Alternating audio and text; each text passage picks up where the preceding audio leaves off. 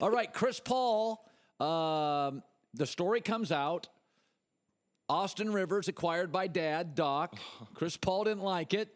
Dad's son's business. We all know. We know the generational issues that creates. What do you make of it? So, two things. One, I had lunch with Daryl Morey 4 years ago, and I asked him about Chris Paul because I've always thought Chris Paul is unbelievable. So do I, yeah. But he doesn't have – usually in the NBA, if you're great, you get further than the second round. One individual player can do it. So I asked him about this, and he couldn't say this publicly then because it would have been tampering, but I feel comfortable revealing it now. He said, Nick, from an analytical perspective, if you look at the numbers offense, defense, there is a very strong case to be made. Chris Paul is one of the 2 best point guards in the history of the sport. Full stop. There is a strong so I say that to say this. Daryl Morey's loved this guy and thought this guy's been unbelievable for years. So I'm not surprised the Rockets went after him. I actually think it's better that they traded for him than signed him because Chris Paul's 32 years old and he's under 6'3". Not a long list of guys 6'1", 6'2" in the league at 35, 36 years old that are super successful. Right.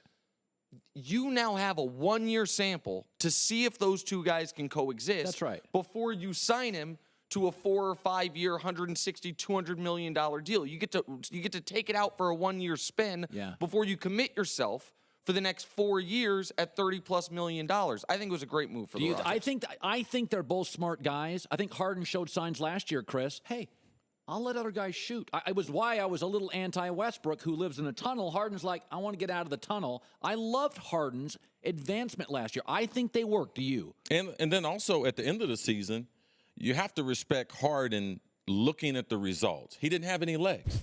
He didn't have any legs the last series. So how am I going to get better? Because he is a player who I like because look at his growth from his rookie year. Yes. Those are the players I fall in love with because they don't stay status quo. Kawhi Leonard's another one. Yeah. They gradually build their game, and all the things that people say that they can't do, they develop them, and that's how you become a superstar. Chris Paul's good for 2 reasons. Number one, him and Harden both can play off the ball now. And I believe that he brings a mental and a physical toughness that's better than the toughness that Beverly's a tough kid, but he can't score. He's not a great athlete. Right. I want my leader to be that tough guy. It's hard for a role player to bring the mental toughness and a small guy. I believe Chris Paul, I believe in his leadership. I like leadership, too, where everyone on the team doesn't like him. Big Baby sat on this couch and say, I don't like Chris Paul that much. I like leaders like that. You know the reason why? Because they'll tell you the tough thing, and they'll tell you the truth more often compared to trying to be friends with. Hold on. That's not the real reason you like leaders like that. You like leaders like that because that's the type of leader you were. We're at the Super Bowl, Colin. Every former football player around runs up to Chris, hug, dap, the whole thing, except for his teammates. Then Vikings are like, man, I've had enough of him. I love you, Chris, but you've been in my ear for years. What about my conversation with my son yesterday in the conference room? Chris also would be a tough. His son had a. That's why Doc should have never traded for his son. Yeah, his son had a tough game. His son plays for Saskatchewan. Didn't have the Cris Carter level excellent game last week. He didn't have the Deron Carter. Okay, well whatever it is, I wouldn't. I love Chris as a brother. I would not love him as a dad, man. He is he's like just killing him. What I tell him? Man, you do. What's your job? Catch the football. Catch the ball. That's why they pay you all that money. He makes 6 figures in Canada, still playing football at 26-year-old. That's a blessing. Do your job. In Canada, 6 figures. You're paid in Molson up there. That's unbelievable. Tim Hortons Donuts in Molson. That's amazing money. Okay, so I do think it's funny. Paul George is like, Mr. Owner, I want to go. I want to go. Kevin Pritchard's like, whoa, yeah, this kid, gut punch out of nowhere. So this is my take. All right. So you not only didn't give me better players, now you're trying to crush me through the lens of the media. So this is why I defend players on this show and get a lot of pushback from fans. What did you make of that? You're totally right on the defensive players in this regard.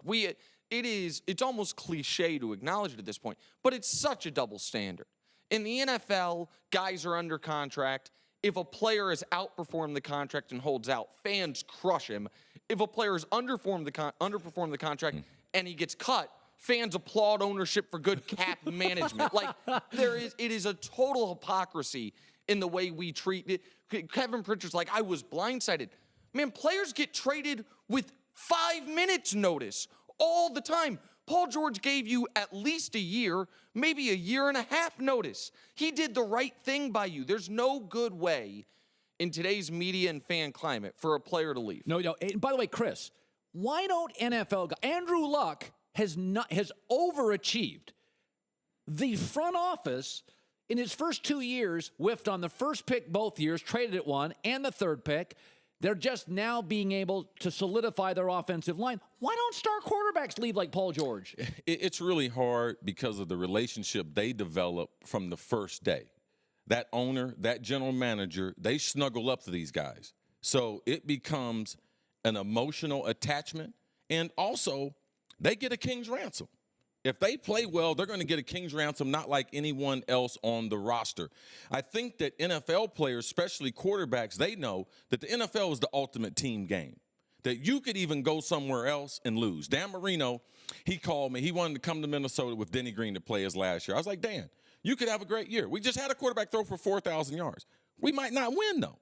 So I think the winning part and staying inside that institution, inside that program, it's very comforting, and there is no guarantee you could end up in Jacksonville and be worse. Well, and you don't ever have a set date where you know you're going to be a true free agent. Yes. Because of that damn franchise tag.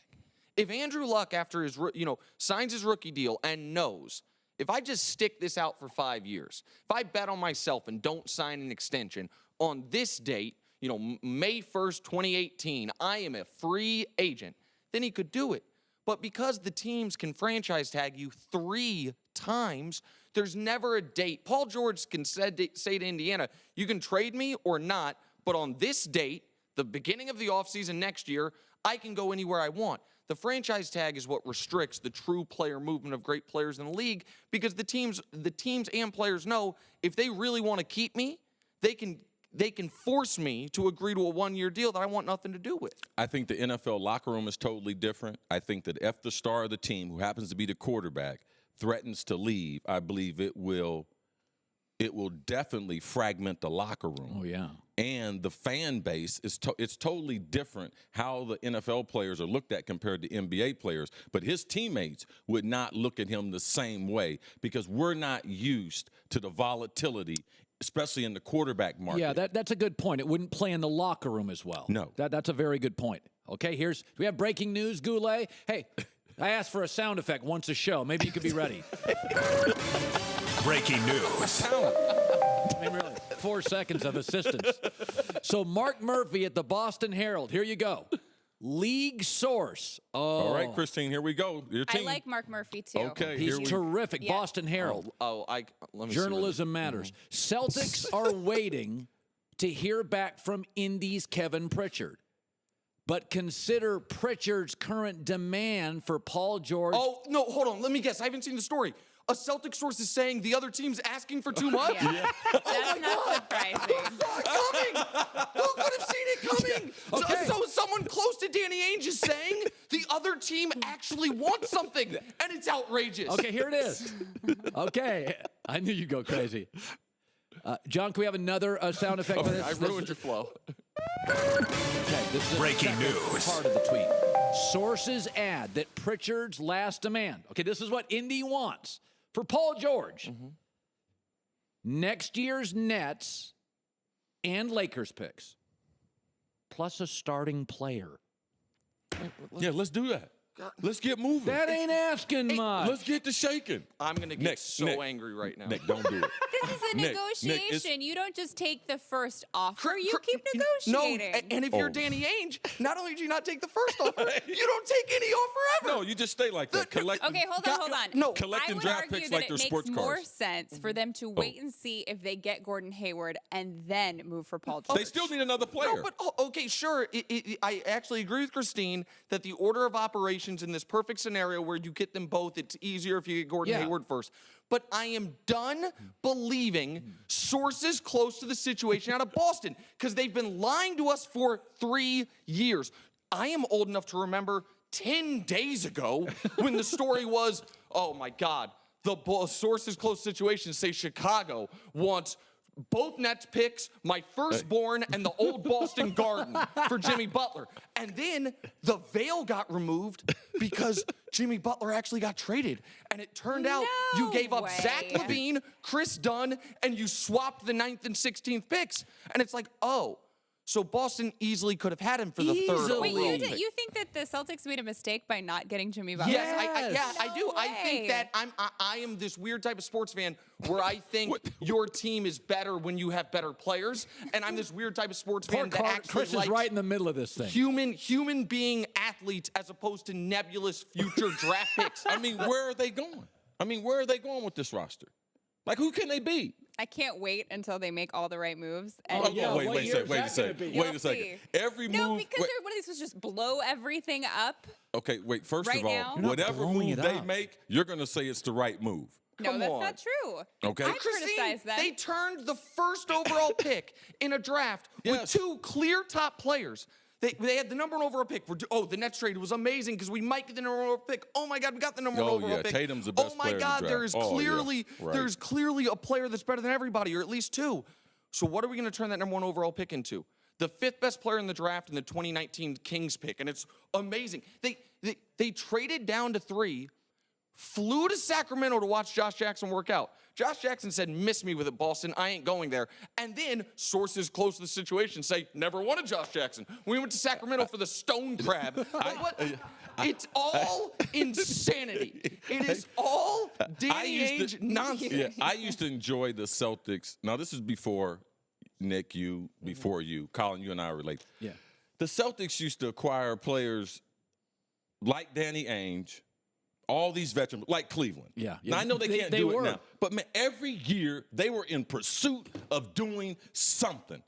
Now, what are they doing? I don't know. I'm just going to wait. Maybe by the time our show opens September 5th, they would have done something. Here's what I do know. That Danny Ainge, when you look at his trade draft the whole career, he got a good deal from his buddy and former teammate Kevin McHale. He swindled and did a great job in the Nets trade with Billy King, who should have been out of the league years ago. And other than that, it's a whole lot of Kelly Olynyk's over the Greek freaks in the draft. And people are like, oh, but listen, guys, no team is better positioned to be the 3rd best team in the Eastern Conference in 2021. You got to give them credit. Nick, I just fact-checked you. Kelly Olynyk had an amazing game. Amazing, he really did. The best thing he did was pull Kevin Love's shoulder out of socket. That's all he's done his whole career. That's low. It's low. That's what happened. I was watching the game. Like I said before, I understand not pulling money out of a 401k. But if it does get to $2.5 million, and the guy from Uber says, want to be an investor, give us $200,000, I'm like, okay, I'll pull $2 million. I understand accumulating draft picks and being the NBA's hoarder.